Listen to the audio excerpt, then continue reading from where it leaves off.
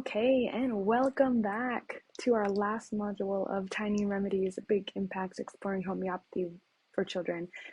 My name is Dr. Sierra Kneller, and I am a naturopathic doctor specializing in pediatrics, bringing you a mini module course on homeopathy.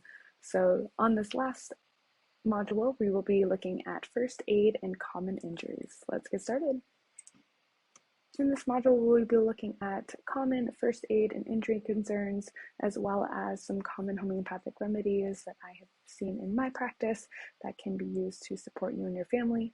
Just a reminder that homeopathy is a supportive modality in stimulating the body to heal. It's gentle, safe, effective, but it does not replace getting actual professional medical advice if any of these injuries do occur and they need attention from an actual medical professional. However, many of these common concerns are ones that can be supported at home, such as cuts and scrapes, bruises, burns, sprains and strains, and nosebleeds.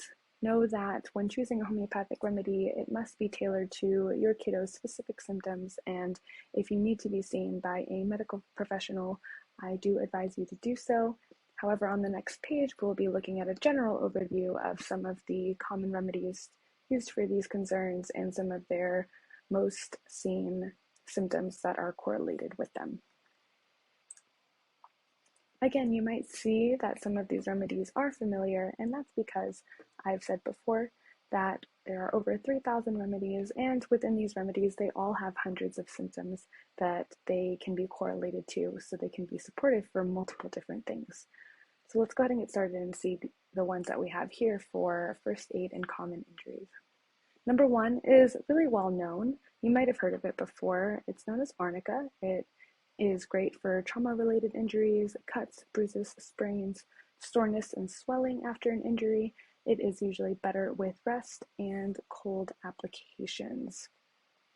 Arnica can be taken orally, like many of these other remedies, or it can be used as a topical application.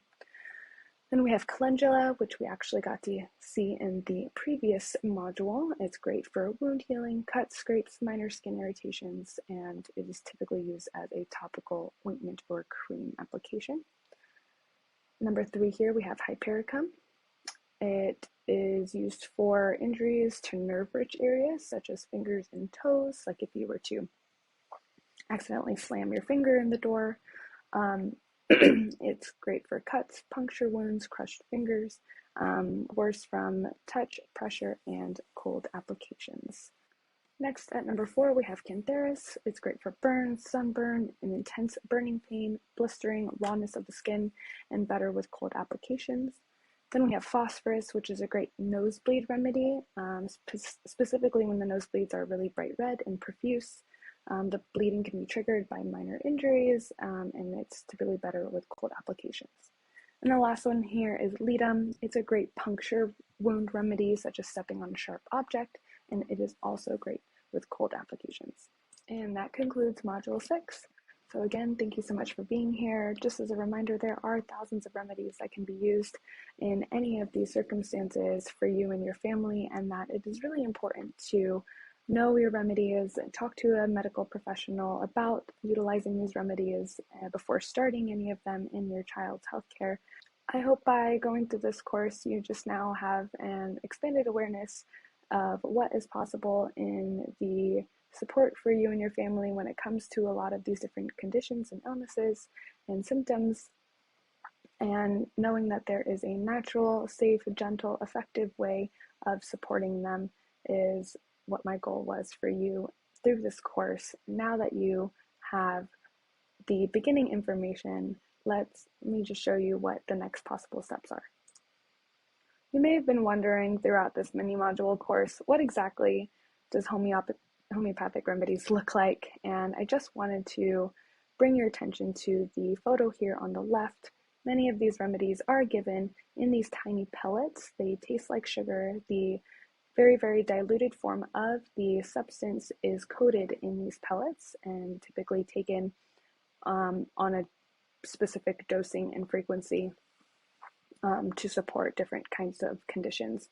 So just a little recap of what we learned We went over the history of homeopathy. We looked at the theory of the law of similars and how homeopathy is based off of a understanding of like cures like. And then we also got to look at potentization, which is how homeopathy utilizes different potencies to not only increase the energetic qualities of the medicine, but to allow more options for a way to stimulate the body in its innate healing abilities.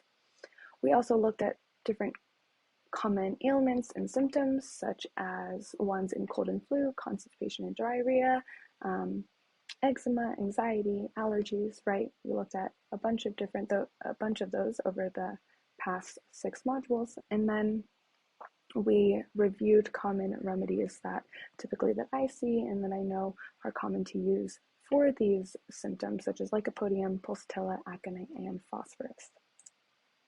So what's next? Now that you have completed your first course on the exploration for homeopathy in children, I just wanted to come and circle back around that many of these homeopathic remedies are available at most health food stores, such as like Sprouts or Whole Foods. Only a few of the initial potencies are available. If you are needing higher potencies, as our bodies can become less reactive to certain potencies over time, then you would need to be working with a professional on getting higher potencies.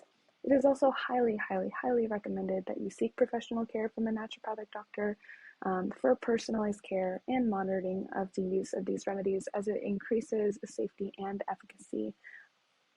As a disclaimer that you'll see throughout the videos as well as in the descriptions below, this module was really just to provide some education on what homeopathy is and how that there are different remedies out there that can help stimulate the healing process for you and your family, so that we feel better, quicker, and in a more natural and gentle and effective way.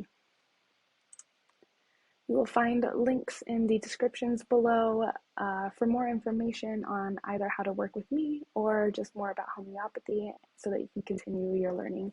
Feel free to leave any comments or questions in the comment section below, and like and share and subscribe to this channel for more information in the future. Thank you so much for joining me on this mini module course, this first one that I have put out. I have been super grateful to be able to share this information with you that absolutely lights me up. The magic of homeopathy deserves to be known, and I can't wait to be able to share more of it down the line or work with you in the future. So I hope you all have a great rest of your day and take care. Thank you.